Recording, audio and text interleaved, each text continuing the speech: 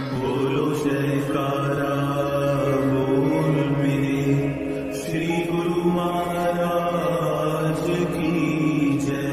श्री सद्गुरुदेव भगवान की जय। गुरुमुखो, लोग सदा सुखी रहना चाहते हैं।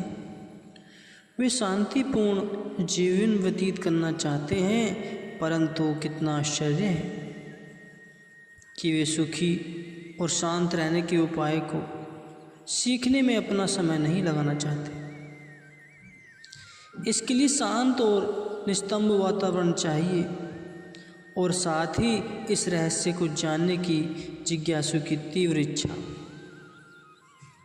इसके लिए जिज्ञासु को साकार संत सद्गुरु के चरणों में बैठकर स्वयं को उनके चरणों में समर्पित कर उनके सत उपदेशों पर आचरण कर उनके अनुरूप जीवन बनाना चाहें।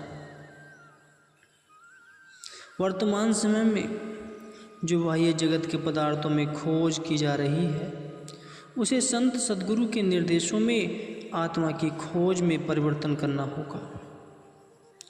पूर्ण गुरु के मार्गदर्शन के बिना सुरत या चेतन आत्मा की आंतरिक यात्रा नहीं हो सकती।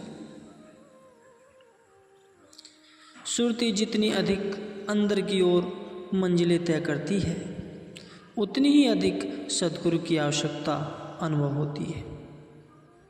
सद्गुरु से दीक्षा लेने वाले शायद प्रारंभिक अवस्था में शब्द का अर्थ अच्छी तरह से नहीं समझ पाते, क्योंकि अधिकांशतः जिज्ञासाओं की यह सामान्य धारणा होती है कि जब एक बार सद्गुरु किसी साधक को दीक्षा देते हैं तो इसके बाद उनकी जिम्मेवारी समाप्त हो जाती है, परंतु हकीकत इसके विपरीत है। वास्तव में सेवक को दीक्षा देने के बाद ही सद्गुरु का असली कार्य प्रारंभ होता है, क्योंकि तभी से वह अपने शिष्य की हर क्रिया पर अपनी नज़र रखते हैं और उसे सांसारिक दलदल से खींचकर बाहर निकालने के लिए गुप्त रूप से सहायता करते हैं। जैसे जैसे हम इस मार्ग में आगे बढ़ते हैं, उतनी ही अधिक हम उनकी गुप्त सहायता को अनुभव करते हैं।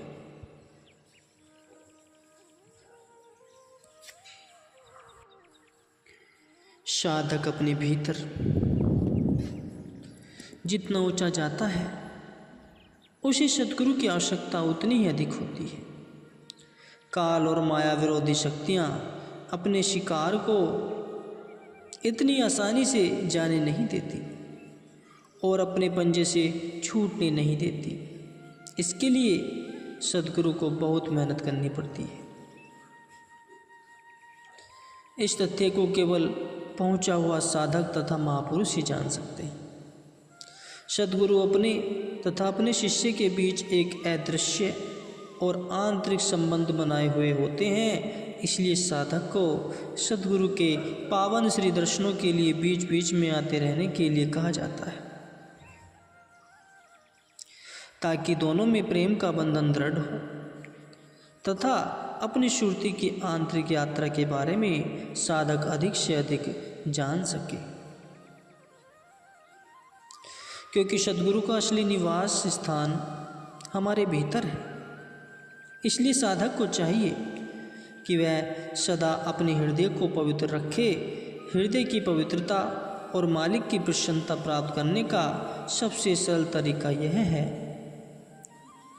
कि वह सद्गुरु की निष्काम भावना से सेवा करे तथा नित्य नियमित रूप से नाम का अभ्यास करे। जिसका मन सांसारिक कामनाओं से भरा हुआ है, वह मानसिक शांति कभी भी प्राप्त नहीं कर सकता। इतिहास इसका साक्षी है कि संसार में खुशी और सुख नाम मात्र को भी नहीं है। जिस मन में लालच आदि विकार है, उसके लिए चैन और आराम है ही नहीं। सिकंदर महान शक्तिशाली राजा था।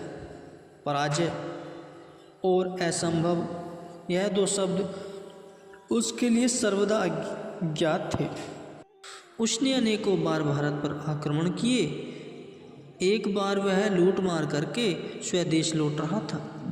मार्ग में वह अचानक बीमार हो गया और मृत्यु को सन्मुख जानकर उसने हुक्म दिया कि लूट की सारी संपत्ति उसके सामने लाई जाए।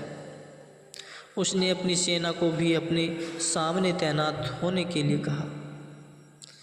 तब उसने अपने मंत्री, चिकित्सा, महान सेनापतियों तथा शूरवीर योद्धाओं को संबोधित करते हुए पूछा कि क्या तुम में से ऐसा कोई है जो मुझे केवल तब तक के लिए जीवित रख सके जब तक मेरी माँ यहाँ पहुँच जाए। पुरस्कार स्वयं लूट की यह सारी संपत्ति, सेनाएं और यहाँ तक कि यह सारा राज्य भी दे दिया जाएगा, परंतु कोई भी इस कार्य को करना स्वीकार न कर सका।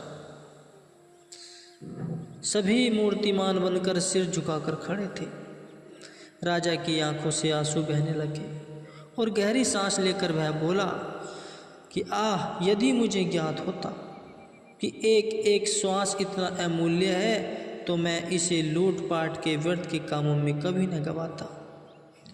तब उसने अपने मंत्री को निर्देश दिया कि जब मेरी शव यात्रा हो तो मेरे हाथ कफन से बाहर और हथेलियाँ आकाश की ओर झुकी हो, ताकि संसार देखे कि सिकंदर जैसा महान राजा भी, जिसने सारे विश्व को जीतने की योजना बनाई थी, इस संसार से खाली हाथ जा रहा है।